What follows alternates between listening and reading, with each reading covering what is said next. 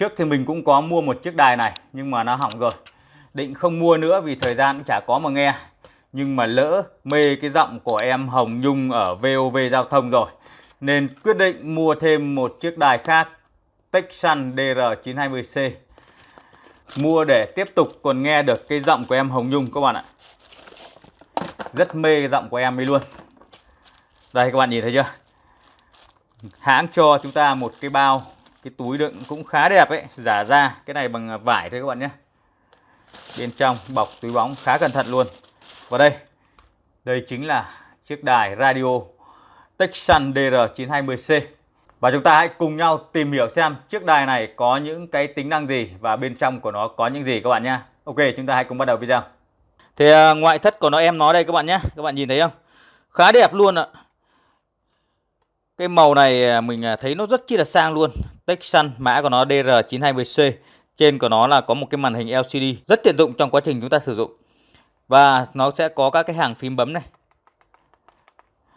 Ở phía dưới đó là cái nút để chuyển đổi giữa các băng tần. Ở đây đài này có tới tận 3 băng tần các bạn nhé. Có nghĩa là các bạn sẽ bắt được rất nhiều đài luôn. Và nhất là các cái đài nước ngoài. Thông thường các đài nước ngoài người ta hay phát ở cái băng tần SW này.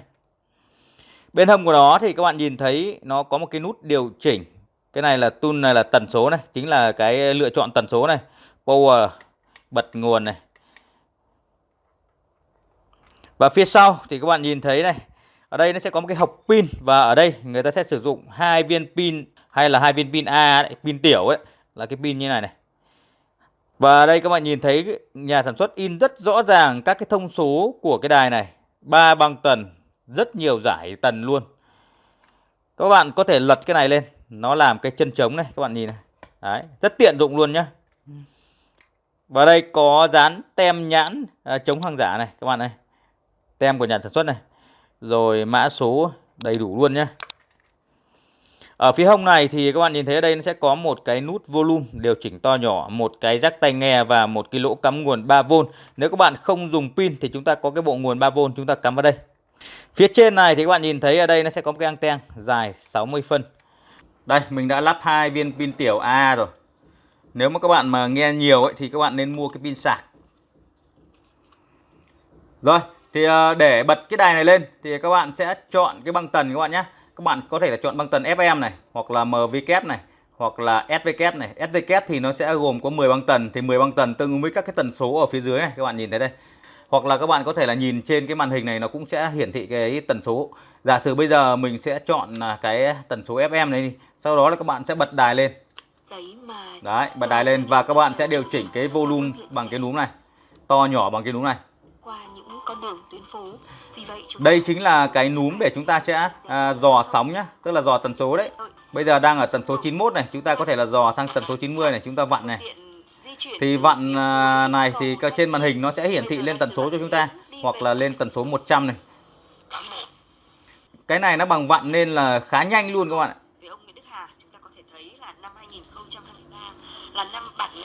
Đó, nếu mà tín hiệu nó yếu quá thì các bạn sẽ rút anten này lên để chúng ta sẽ thu được cái tín hiệu nó tốt hơn.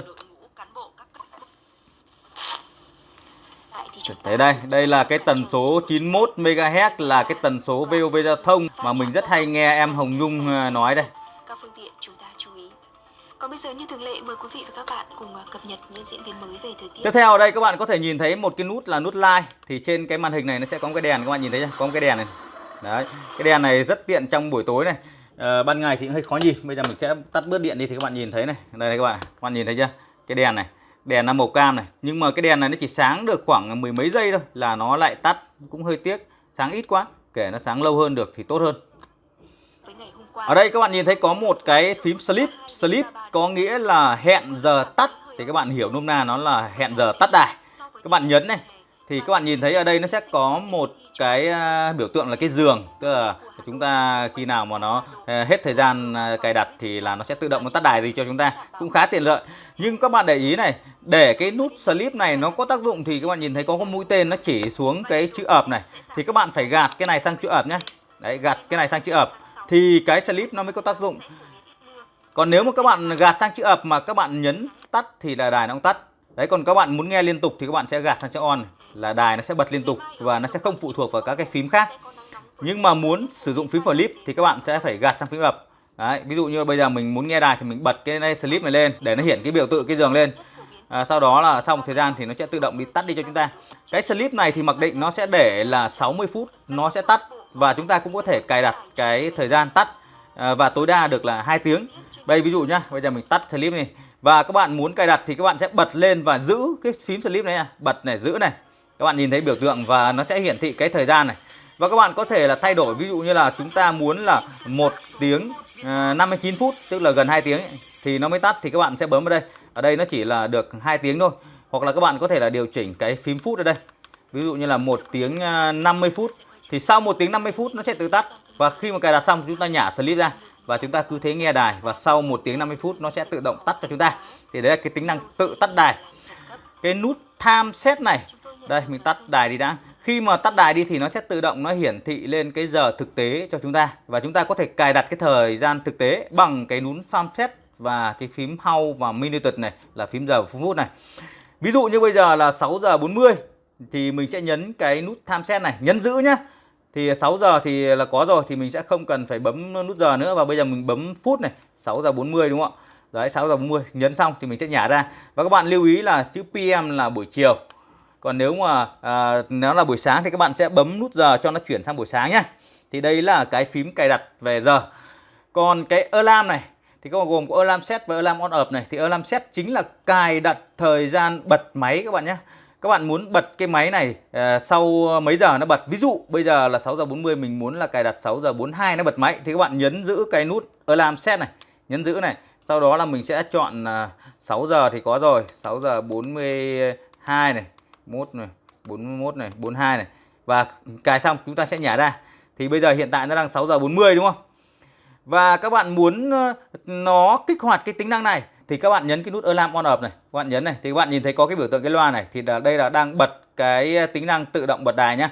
Và để tính năng này hoạt động thì các bạn cũng vẫn phải gạt cái phím on off này sang vị trí ập. Rồi bây giờ chúng ta sẽ chờ cho tới 6 giờ 42, đài nó sẽ tự động bật cho chúng ta. Và các bạn muốn đài nó bật, nó dò kênh nào thì các bạn sẽ cần phải bật đài này lên để chúng ta sẽ xem. Ví dụ mình dò nó đài ở kênh 91 này chẳng hạn. Đấy, kênh 91. Thì khi mà bật đài nó sẽ về kênh 91 đúng không? Sau đó chúng ta gạt cái nút ập này để chúng ta sẽ chờ thôi. Rồi các bạn chờ xem 6 giờ 42 xem nó có bật không nhá.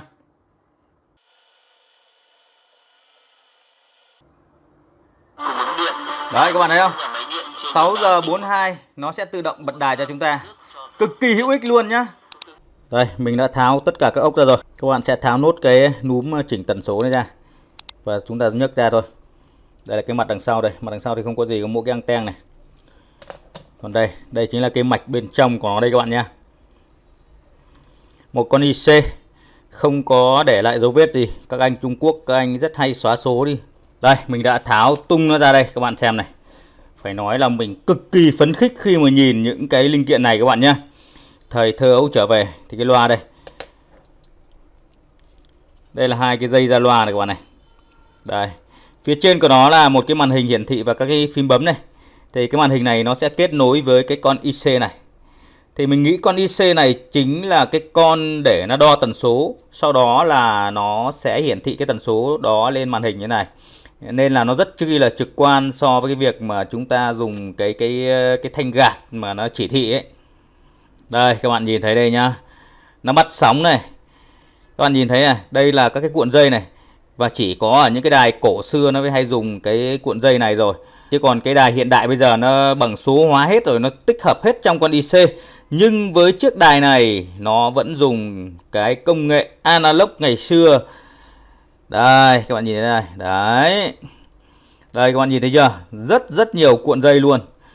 Các bạn nào mà ngày xưa cái đời 8X, 7X ấy, mà mở những cái đài cũ này ra ấy, thì đây bao giờ bên trong cũng có những cái cuộn dây để nó thu các cái tần số khác nhau này. Và đây nó sẽ có một cái tụ điện xoay các bạn nhé, tụ điện xoay. Và nó kết nối bằng dây này. Đài xưa bao giờ nó cũng kết nối bằng dây này. Đấy. Thời thơ ấu ùa về, mình mở ra mình cực kỳ phấn khích luôn. Mua được một chiếc đài – mà nó dùng cái công nghệ analog ngày xưa, phải nói là cực kỳ thích luôn. Nó hiển thị thì nó chỉ là hiển thị cái tần số đầu ra lên màn hình này thôi, chứ không phải là nó điều chế bằng cái kỹ thuật số. Ví dụ như cái đài này của mình này thì là nó điều chế bằng kỹ thuật số này, bằng một con IC duy nhất, chứ nó không hề có những cái cuộn dây như này các bạn nhé. Nhưng với chiếc đài này nó là chiếc đài analog. Thì đây chính là cái tụ điện xoay này, các bạn nhìn thấy đây, tụ xoay này. Và những cái ốc này là các bạn không được vặn vào nhé. Này, các ốc, kể cả những cái ốc mà ở trên cuộn dây này các bạn không vặn vào. Nếu các bạn không am hiểu thì các bạn cứ để mặc định, bởi vì khi mà các bạn vặn vào là nó sẽ làm lệch tần số đi. Có thể nó sẽ không bắt được đài, hoặc là nó bắt rất chi là kém luôn. Nhà sản xuất người ta cũng đã đo đạc và hiệu chỉnh nó chuẩn rồi, thì các bạn xem thôi chứ đừng có động vào. Đấy, các bạn nhìn thấy chưa? Ngày xưa thì nó dùng các cái loại bóng bán dẫn bằng kim loại cơ, nhưng mà bây giờ thì nó dùng các cái bóng bán dẫn thông thường. Đây là các bóng bán dẫn này. Có những cái đài cổ mà ngày xưa nó tăng cái hệ số khuếch đại lên bằng biến áp cơ, nhưng bây giờ chắc biến áp nó bỏ hết đấy rồi. Bây giờ kể cái đài này mà thiết kế ra loa này mà nó có biến áp nữa thì cực kỳ hay luôn. Thực ra là mình thích hoài cổ nên là mình mua những cái đài như thế này. Thì các bạn cũng đã xem xong đầy đủ cái nội thất bên trong của chiếc đài này rồi. Thôi bây giờ mình cũng phải lắp vào để nghe giọng em Hồng Nhung thôi. Sắp đến chương trình rồi. Ok, cảm ơn các bạn. Hẹn gặp lại các bạn trong các video sau.